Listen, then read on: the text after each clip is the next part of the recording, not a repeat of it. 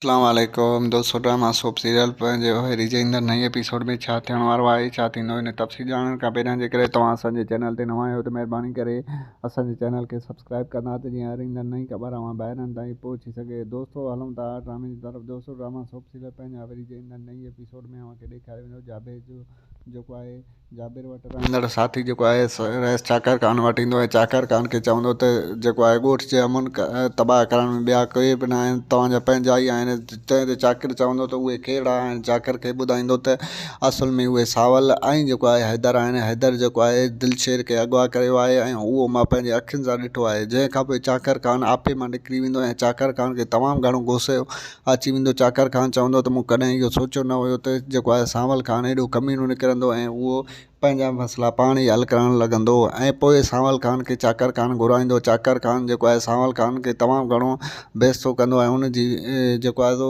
घणी बेइज़्ज़ती कंदो ऐं उनखे दॿ ॾींदो त तूं आख़िर एॾो वॾो कॾहिं खां थियो आहीं, पंहिंजा मसइला पाण थो हल करे, बाक़ी असां छा लाइ वेठा आहियूं, तो छो दिलशेर खे अगवा कयो आहे। जॾहिं त सांवल चवंदो त मूंखे काई ख़बर न आहे, मां कॾहिं बि दिलशेर खे अगवा न कयो आहे। ऐं होॾो दोस्तों तव्हांखे ॿुधायूं त जेको आहे हैदर हाणे जेको आहे वाइदो कयो आहे त मां शमी जे क़ातिलनि खे कॾहिं बि कोन माफ़ु कंदुसि, मां उन्हनि खे ॻोल्हे ख़तमु कंदुसि ऐं हाणे उन्हनि खे कॾहिं बि माफ़ु न कंदुसि।